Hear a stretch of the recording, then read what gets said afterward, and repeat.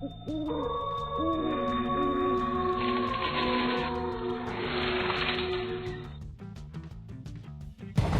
का वक्त था। कस्बे से दूर बसे पुराने गांव भैरवपुर की गलियां हर रोज की तरह सुनसान हो चुकी थी। आसमान में हल्के बादल थे और ठंडी हवा के झोंके पुरानी हवेली की टूटी खिड़कियों से सनसनाहट पैदा कर रहे थे। गांव के लोग इस हवेली के पास से भी नहीं गुजरते थे। कहते हैं यहां अजीब अजीब आहटें सुनाई देती है, जैसे कोई अनदेखा इंसान आस पास घूम रहा हो। रीना अपने दोस्तों के साथ गांव घूमने आई थी। सबने मजाक मजाक में कहा, चल रीना, तू तो बहुत बहादुर बनती है। अगर सच में हिम्मत है तो फिर हवेली के अंदर चल। मुझे किससे डर लगेगा? भूत वूत जैसी कोई चीज नहीं होती। रीना अकेली हवेली के अंदर चली गई। टॉर्च की रोशनी टूटी दीवारों पर पड़ते ही डरावनी परछाइयां बनने लगी। वो चौंक कर पलटी। वहां कोई नहीं था। शायद मेरे दोस्तों ने मजाक किया होगा। लेकिन अगले ही पल उसने टॉर्च की रोशनी में देखा, दीवार पर उसके अलावा एक और परछाई हिल रही थी। रीना की सांसें तेज हो गई। उसने धीरे से पुकारा, कौन है वहां? पर कोई जवाब नहीं मिला। बस धीरे धीरे कदमों की आहट पास आने लगी। वो भागकर बाहर निकली। दोस्त हंस पड़े। क्या हुआ? रंग उड़ गया चेहरे से? रीना कांपती आवाज में बोली, नहीं, अंदर कोई था। दोस्तों ने मजाक उड़ा दिया। लेकिन उस दिन के बाद से रीना के साथ अजीब घटनाएं होने लगी। कभी रात में उसके कमरे में किसी के चलने की आवाज आती, कभी शीशे में उसके पीछे कोई धुंधली परछाई दिखाई देती। गांव का नाई रघु रोज रात को देर तक दुकान बंद करता। एक दिन जब वो तालाब के किनारे से घर जा रहा था तो उसे लगा कोई उसके पीछे पीछे चल रहा है। कौन है बे? सामने आ! पर कोई जवाब नहीं। वो तेज कदमों से चलने लगा, लेकिन नाहट भी उतनी ही तेज हो गई। अचानक उसके सामने एक सफेद साया खड़ा हो गया। आंखें गहरी हरी चमक रही थी। रघु, तेरा समय आ गया है, तू बच नहीं पाएगा। रघु जोर से चिल्लाया और भाग खड़ा हुआ। अगले दिन गांव वालों ने देखा रघु पागल सा हो गया था। वो बार बार कहता, आहट मुझे ले जाएगी, आहट मुझे ले जाएगी। अनिरुद्ध गांव के स्कूल में मास्टर था। वो भूत प्रेत में विश्वास नहीं करता था। लेकिन एक रात जब वो हवेली के पास से लौट रहा था तो उसने साफ साफ सुना जैसे भारी जूतों की आवाज उसके पीछे से आ रही हो। अरे ये कैसी आवाज है? यहां तो कोई और नहीं है। वो मुड़ा, लेकिन पीछे सिर्फ खाली सड़क थी। फिर अचानक उसके कान में किसी ने फुसफुसाया, तू बच नहीं पाएगा। रीना, रघु और अनिरुद्ध तीनों अलग अलग लोग थे, लेकिन सबने एक ही चीज महसूस की और वो थी आहट। गांव में धीरे धीरे डर फैलने लगा। लोग कहने लगे कि हवेली में दबे किसी रहस्य की वजह से ये सब कुछ हो रहा है। गांव भैरवपुर में अब हर कोई हवेली का नाम लेते ही सिहर उठता। रीना का चेहरा अब पीला पड़ चुका था। रघु पागलपन की हद तक डर चुका था और अनिरुद्ध मास्टर भी अब रात को अकेले निकलने से कतराने लगा था। लेकिन ये डर यहीं नहीं रुका। सविता रोज रात को अपने आंगन में तुलसी को दिया जलाती थी। उस रात भी उसने वैसा ही किया, लेकिन जैसे ही दिया जलाया उसे लगा मानो आंगन में कोई खड़ा है। कौन है वहां? अंधेरे में कुछ भी नहीं दिखा, लेकिन हवा का एक तेज झोंका आया और दिया बुझ गया। सविता ने माचिस जलाई, तभी देखा आंगन के कोने में एक औरत खड़ी थी, काली साड़ी में, बाल बिखरे हुए। हे भगवान! वो औरत धीरे धीरे आगे बढ़ी और उसके कान में फुसफुसाई, आहट सुनो, आहट सुनो, तुम्हें कोई लेने आ रहा है। सविता चीख पड़ी। घर वाले दौड़े, लेकिन वहां कोई नहीं था। अगर यहां कोई आत्मा है तो आज मैं उसे शांति दूंगा, वो मंत्र पढ़ने लगा। तभी हवेली की सीढ़ियों पर धीमे धीमे कदमों की आवाज आई। कौन है वहां? कोई जवाब नहीं, लेकिन अचानक उसके सामने लोहे की जंजीर अपने आप हिलने लगी। मोहन घबरा गया, लेकिन हिम्मत करके मंत्र पढ़ता रहा। तभी दीवार पर खून से लिखा उभर आया, आहट से बचना नामुमकिन है। मोहन के हाथ से माला गिर गई।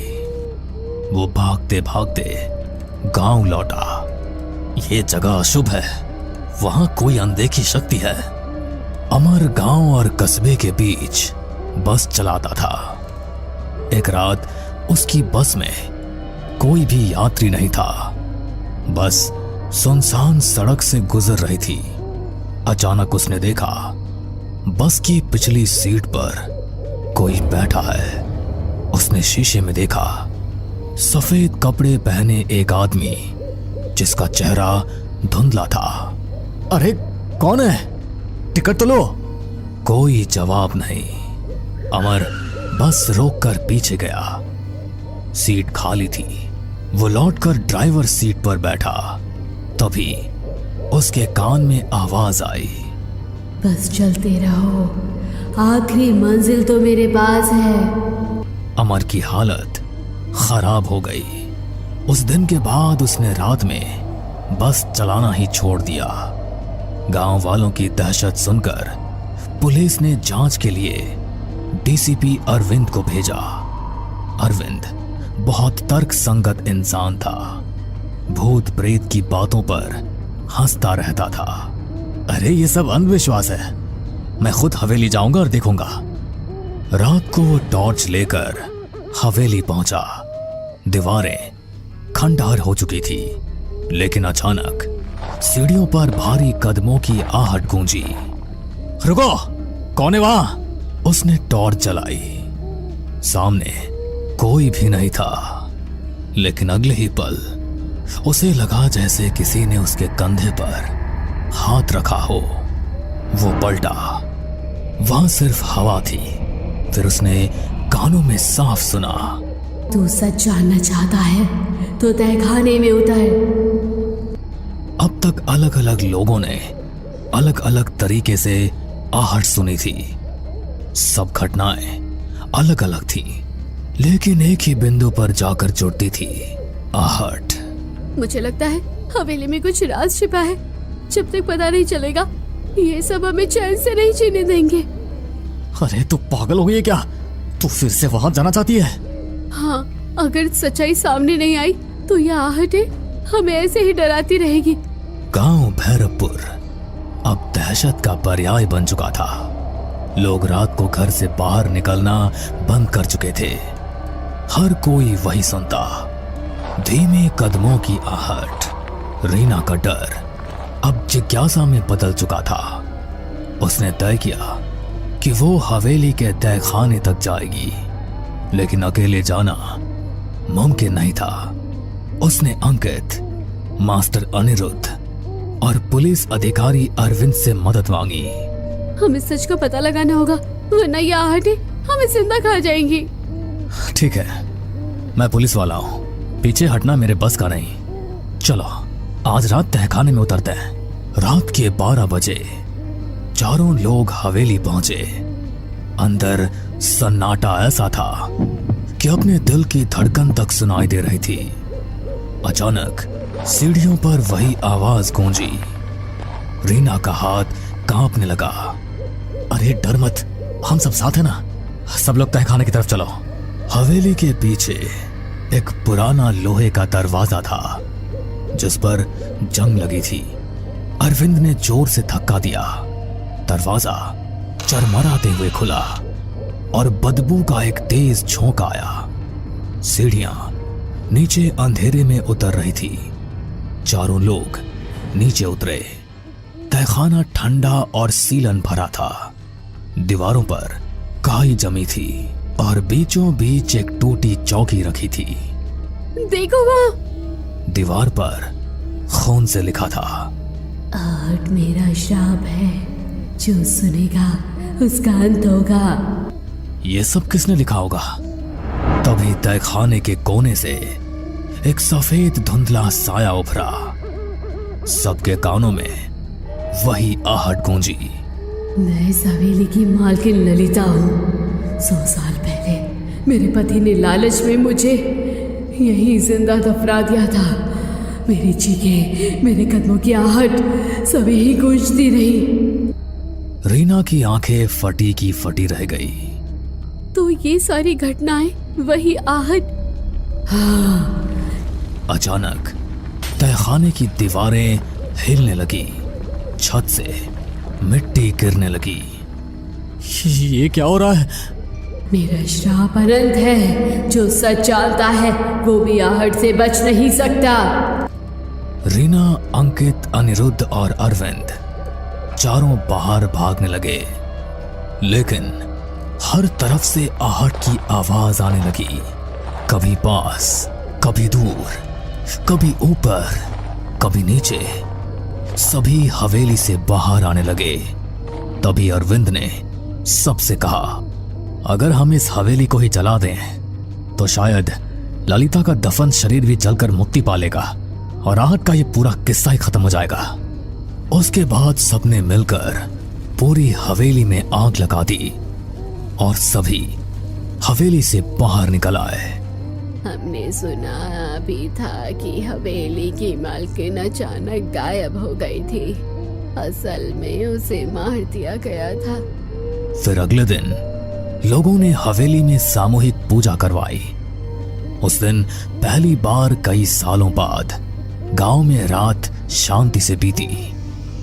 लेकिन कुछ दिनों बाद रीना अपने कमरे में पढ़ाई कर रही थी। खिड़की से ठंडी हवा आई। अचानक उसे लगा जैसे कमरे के कोने से धीरे धीरे कदमों की आहट आ रही है। उसने कांपते हुए कहा, कौन है? कोई जवाब नहीं मिला, बस वही आवाज। रीना की आंखों में डर फिर से उतर आया। भैरवपुर गांव में हवेली का रहस्य तो खुल गया, लेकिन आहट अब भी जिंदा है। कहते हैं जो एक बार ये आवाज सुन लेता है उसकी जिंदगी कभी पहले जैसी नहीं रहती। आहट सिर्फ एक आवाज नहीं बल्कि एक अंधे का साया है जो हर जगह आपके पीछे पीछे चलता है। बस कभी वो आहट सुनाई देती है और कभी नहीं सुनाई देती, पर डर की दस्तक लेकर आहट सभी के आसपास चलती रहती है। हमें पूरा यकीन है दोस्तों कि आप लोगों को ये कहानी जरूर पसंद आई होगी।